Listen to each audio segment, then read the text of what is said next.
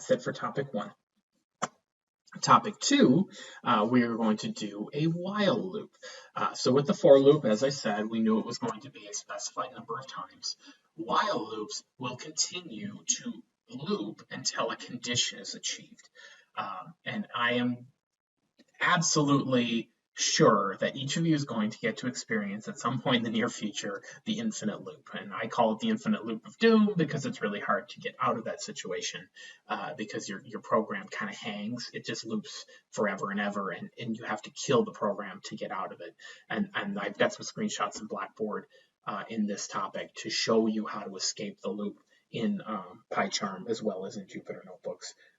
It's a nuisance, but everybody gets to experience it at some point or another. You set a condition that you think will get you out of the loop, and it turns out that that condition never happens, or you say, I want it to be less than 5 instead of greater than 5, something like that will happen, and you get caught in the infinite loop.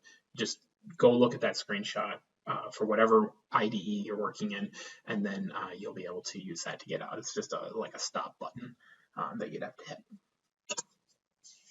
So I'm going to do this first example. It's going to loop. It will continue to loop until the user enters enough numbers to make the total of x bigger than 25. So here's my little code snippet here. First, I'm going to assign x to 0. And I have to do this because otherwise, if I try to say while x is less than 25, the program's going to crash and say x isn't a thing, so I can't do that. So you have to initialize that variable before you can utilize it for a condition in your while loop. So I'm saying while x is less than or equal to 25, take x and then add the input from the user to it. And then as long as x is less than 25, just do it again, and then do it again, and then do it again, do it again, until x gets greater than 25, and then it exits the while loop. And then in my program, I'm just outputting what the person put in. So if I run this, if I say 3, and 4, and 5, and 6, and 7, and 8, I am now past 25 on that time through the loop because I'm at 33, which is bigger than 25. So that loop could have gotten it to end on the first try. So if I run it again, I put in 44, it immediately exits the loop because x has become bigger than the condition. So this, instead of resolving to true, now resolves to false, and it will immediately exit at that point. When you hit the exit condition, it immediately exits. It doesn't run through one more time. Just want to be clear about that. So on this first time through, I set it to 45. X became 45, and then when it came back up, it said, hey, that's bigger than 25, and then it skipped out of that code onto the next part of the program. Here's an example that includes a sentinel value in the loop. A sentinel value allows you to give the user an opportunity, in this case, to type in something on their screen that says, hey, I want to quit, or I want to be done. And then at that point, it gets them out of the loop. So you're putting it on your user to say, hey, I don't want to do this anymore. Get me out of this situation. And then it continues on. So in this case, I'm saying the user will type in done to get out of the loop. So here's the little code snippet. First, I'm going to create an empty user list because what I'm doing in this program is I'm allowing my user to just start entering items into the list. And then I'm going to say user list input is nothing because they haven't put any input in, but I have to initialize that again before I can utilize it in my while loop. So I'm saying while that user list input is not equal to done, which we know it isn't right now because it's empty, go ahead and append that user list input to my list, and then take some user input, and as long as that input isn't done, it'll come back to the beginning of the while loop again. It'll still not be done, and then it'll go in. So then it'll append that next item to the list and then ask for another one. And then on the next loop, it'll append it again and ask for another one until at some point the user types in done. Once the user types in done, it tries to come back to the while loop, says, hey, this condition is now false. And then it will exit the while loop and continue down the program, which here I am actually deleting the first item in the list. There's two ways I could have done this program. Because of the order I did it, I have to delete the first item because it's just empty. It was when I initialized my variable here, I had to put it in the list somewhere. So I put it at the beginning and then deleted that item. And then I print out the output saying, here's your list, and then I print it out. So if I run this, my day is fun. How is yours? Okay, and now I think I've got enough things in my list. I'm going to type done and hit enter, and then my program continues. It's getting out of the loop, and it continues. It says, hey, here's your list, and then it has all the items in my list that I typed in during the program. So this, again, is another nice way to take a whole bunch of data from a user, and you don't know how many pieces of information they want to put in, so you just let them tell you when they're done. So you don't say, I'm only going to ask them 3 times or 5 times or 100 times. You say, I'm going to ask them until they tell me they don't want to anymore. So that's where a sentinel value comes in. The important thing is that you need to establish some kind of a value for that sentinel value. This is one way to do it. Some people will do true or false. Those are options too. But as long as you just check that sentinel value with your while loop, then you'll be able to get out when the time comes. Okay, so now we know enough to do a fun word guessing game. So this program is big. Sometimes I hesitate to put this in, but I think it's pretty cool, and some of you like to, I think, stretch your knowledge a little bit or push a little bit. So I don't expect you to be able to write this program at this point. You would certainly be able to write this program by the end of the semester as you get more comfortable with it. But I want to just show you some of the cooler stuff we can do. It makes it a little more fun. So I'm going to exit this view because this is a big program. And you can see here, this is my word guessing game. There's a lot of commenting in here that makes it probably look bigger than what it actually is. But the first thing I'm going to do is I'm going to import random because I'm going to be selecting a random word for the user to guess. I'm also going to import OS. This isn't something you really need to worry about right now, but OS allows you to do Windows type screen things. If you actually take this code and put it into a .py file and run it in a command prompt, every time you make a word guess, it will clear the screen so that the program doesn't kind of run off the bottom of the screen. It makes the program a little bit nicer to look at. I won't do that here. I'm going to stick with this environment. You'll see what I mean because it will continue to create a new grouping of text over and over again. You'll see what I'm talking about.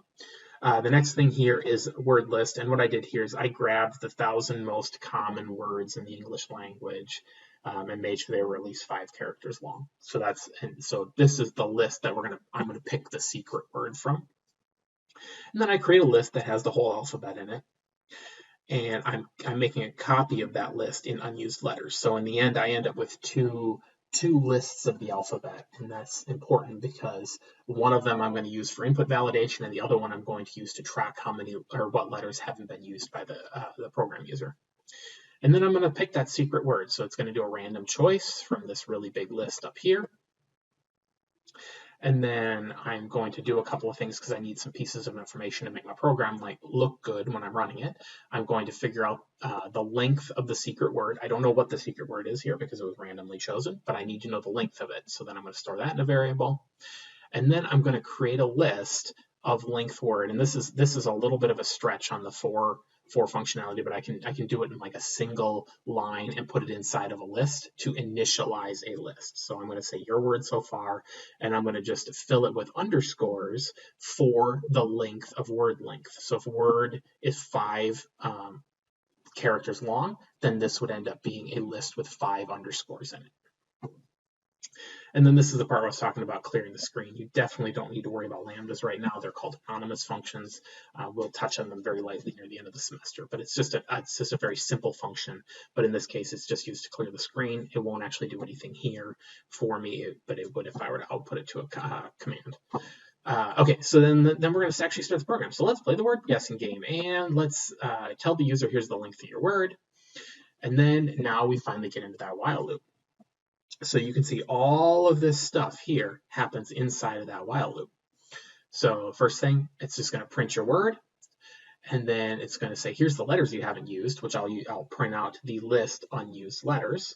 This star here, what this does, by the way, is it will output the list, but it won't output the brackets and it won't output the commas. So it looks a little bit nicer. And then I'm just printing a blank line to make some space. And then I'm saying, hey, give me a letter, because I want you to start guessing. And then I'm going to just automatically turn that into a lowercase, so I don't have to worry about somebody putting an uppercase. And then here's some input validation. So if the user's guess is not in that list I created called alphabet, I'm going to say, hey, you need to guess a letter. And then I'm going to clear the screen.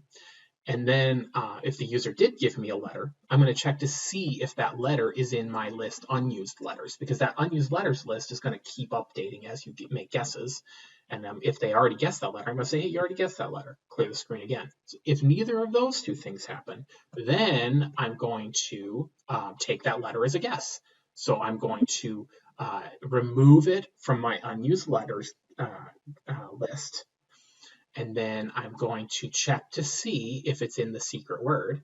And if it's in the secret word, I'm going to iterate through the secret word. And if there's a match for one of the letters in the secret word, it's going to replace that with the user's guess. And then it's going to clear the screen. It's going to start that loop over.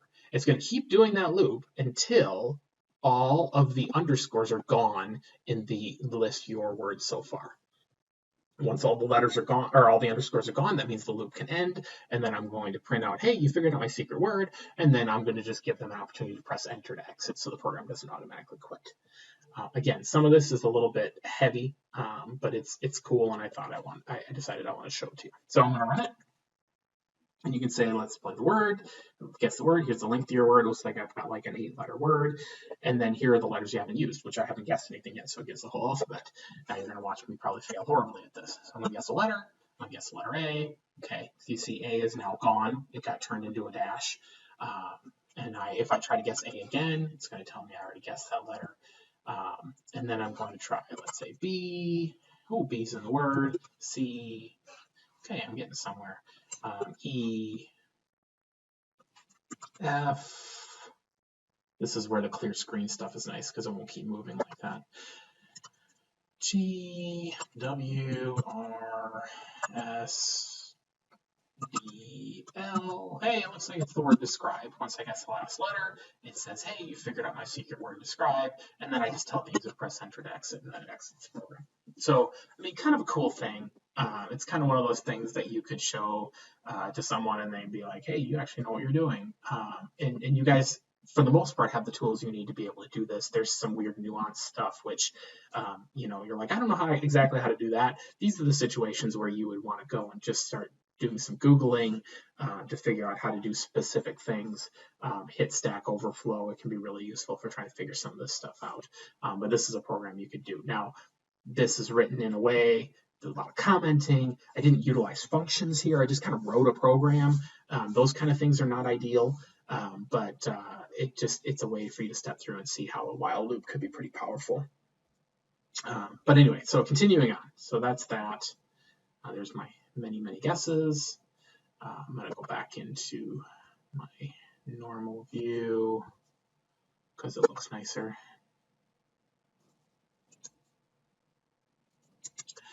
Okay, so I mean, as you've already seen, while loops do have a lot of uses. One is actually doing a combination of a while loop with a try except process, which is what we did last week. And the nice thing here is what we were doing last week. If the user screwed up, the program kind of ended. There was no way to fix it. Here you can say, hey, while the user keeps screwing up, ask them to try again. And you can keep that while loop going until you get input from the user that is usable by your program. So it's a safety area that they can keep messing up all they want, but your program will be just fine. It'll just wait until they get something good that you can utilize, and then you can continue through the program with that input. Very commonly used just to make it so people enter what they're supposed to enter. So here's a simple program.